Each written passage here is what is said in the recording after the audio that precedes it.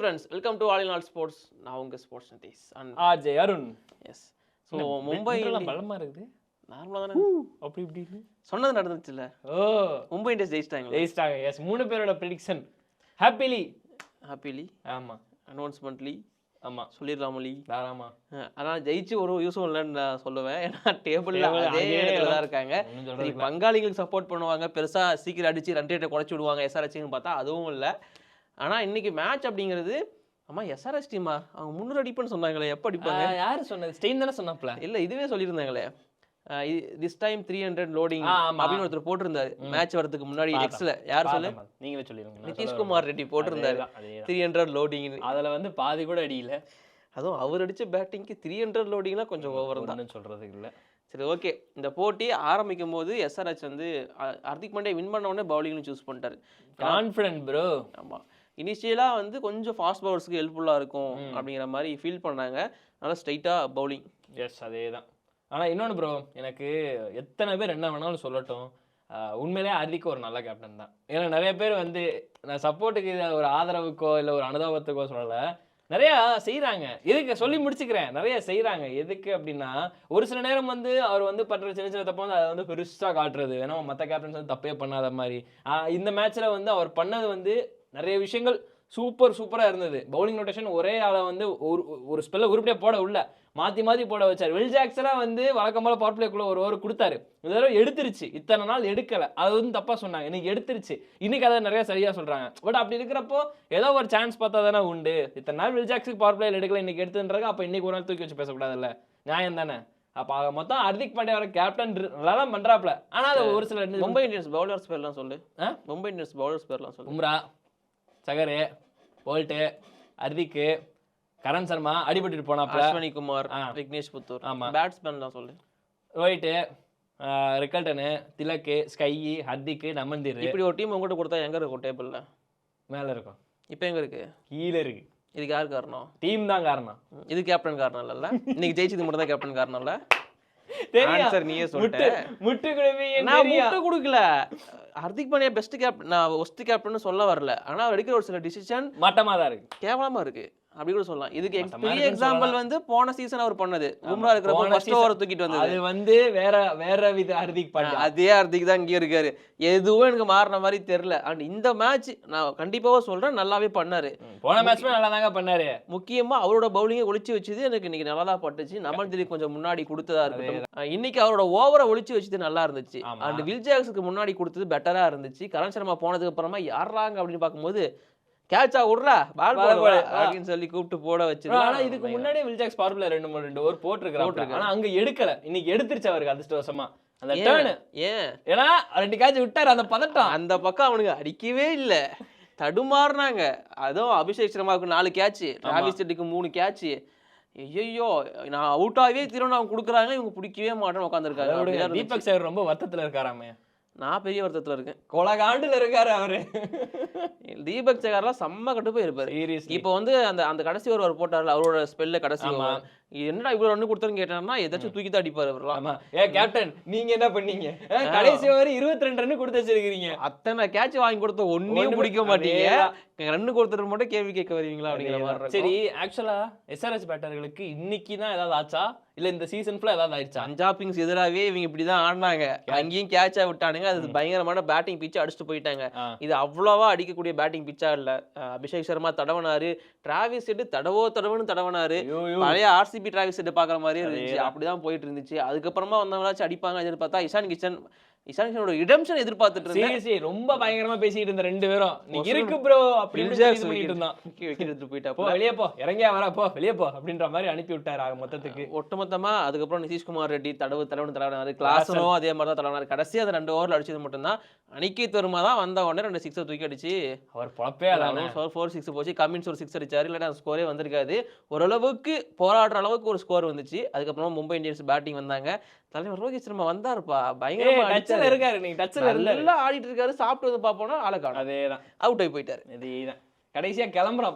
அப்பதான் சாப்பிட போயிட்டு வருவோம், பக்கம் தானே, உள்ள தானே போறோம் அப்படின்னு சொல்லி போய் கரெக்டா கிளம்புறோம், அவுட். இந்த கரெக்டா கேட்ச கொடுத்துட்டு அப்படியே ஹெட் கிட்ட என்ன பாசக்காரரியா. ஆமா, ஹெட் ஸ்லெட்ஜ்லாம் பண்ண ட்ரை பண்ணாரு ரோஹித் சர்மாவை. விடவே மாட்டாருல.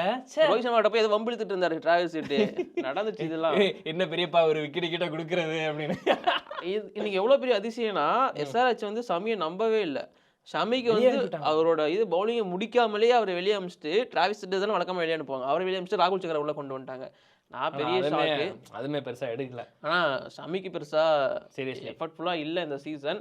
அது இல்லாம நீ கம்மின்னு சொல்லி 3 விக்கெட் எடுத்துட்டாப்லப்பா. ஆமா, அதான் கொஞ்சம் எனக்கு சர்ப்ரைஸ். கேப்டனா வந்து ஒரு 2 பவுண்டரி இல்லாம மும்பை இந்தியன்ஸ்ல சூரியகுமார் யாதவ் ஒரு சின்ன நாக்கு, திலக் வர்மா ஒரு குட்டி நாக்கு, அப்புறம் நம்ம வில் ஜாக்ஸ் நல்லாவே ஆடிட்டு இருந்தாரு.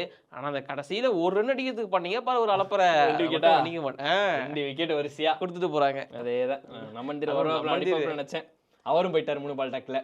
ஓவராலாக பார்க்கும்போது இன்னைக்கு மேட்ச் வந்து எனக்கு கொஞ்சம் போரிங்காக தான் இருந்துருந்துச்சு மற்ற மேட்சை கம்பேர் பண்ணும்போது. இல்லை முன்னாடி 2 மேட்ச் நம்ம அவ்வளோ த்ரில்லராக பார்த்துட்டோம். அது எஸ் அதுலேயுமே 4-6 பெருசாக போல தான் த்ரில்லராக பார்த்துட்டோம். இருந்தாலும் இதில் வந்து ரொம்ப இதுவாக இருந்துச்சு. எஸ்ஆர்ஹெச் வந்து 6 அடிக்கிறதுக்கு பேர் போனவங்க அப்படிங்கிற மாதிரி தான் கேள்விப்பட்டோம். 18வது ஓவர் தான் ஃபர்ஸ்ட் 6 அடிச்சாங்க. ஒன்றும் சொல்றதுக்கு இல்லை, அப்படிதான் அந்த டீம் இருந்துச்சு. மும்பை இந்தியன்ஸில் பெரிய பலமாக நான் பார்க்கறது ரிக்கல்டன். அவரோட அந்த ஸ்டார்ட் அப்படிங்கிறது பெரிய ஹெல்ப்ஃபுல்லாக அந்த டீமை கொண்டு வந்திருக்கிறதுக்கு. ஸோ பங்காளிங்க அதாவது மும்பை இந்தியன்ஸ் வந்து இப்போதைக்கு சூப்பராக வின் பண்ணி 6 பாயிண்டோட டேபிளில் 7th பிளேஸில் இருக்காங்க. அதே பிளேஸில் அதே மாதிரி எஸ்ஆர்ஹெச் அதே பிளேஸில் தான் நீடிக்கிறாங்க.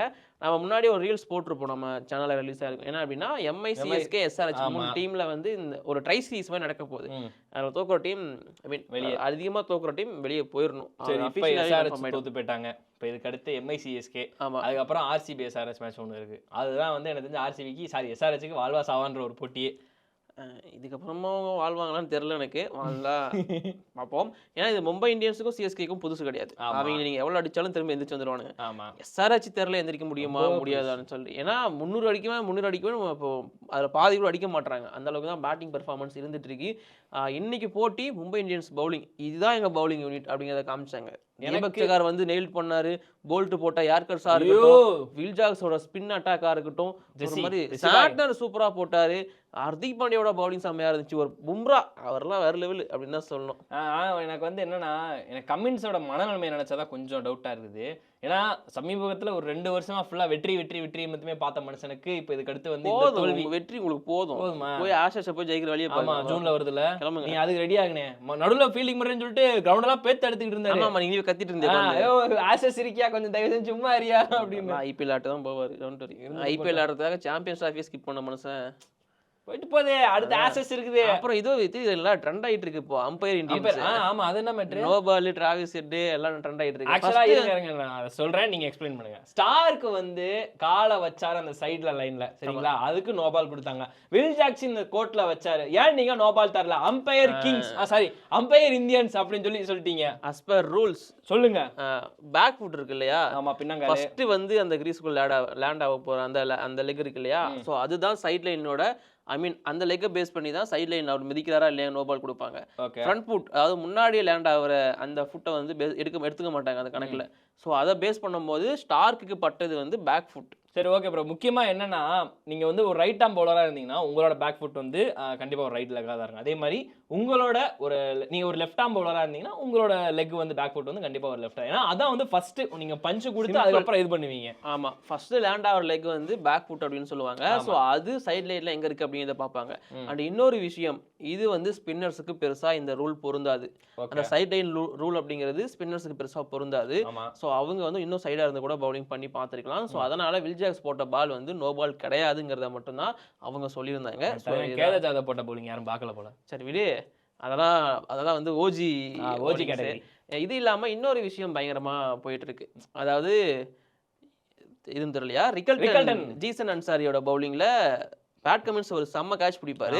ஆனா அது நோ பால் அப்படின்னு சொல்லி இருந்திருப்பாங்க. பேட்ஸ்மேன் வந்து லைன் எல்லாம் தாண்டி போயிருப்பாரு, பட் இருந்தாலும் நோ பால்னு சொல்லி கூப்பிட்டுருப்பாங்க.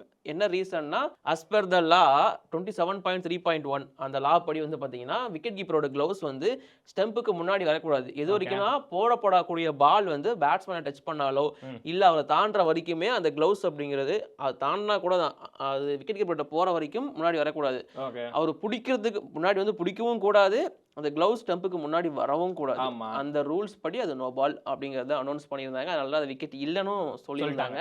பட் இப்போதைக்கு செம்ம ட்ரெண்டிங்கில் போயிட்டு இருக்கு. அம்பையர் இந்தியன்ஸ் விஷயமா அவ்வளோதான் திரும்ப கான்ட்ரவர்சி சிக்கியிருக்காங்க மும்பை இந்தியன்ஸ். ஆனால் இது எதுவுமே அவங்க எடுத்த முடிவு கிடையாது.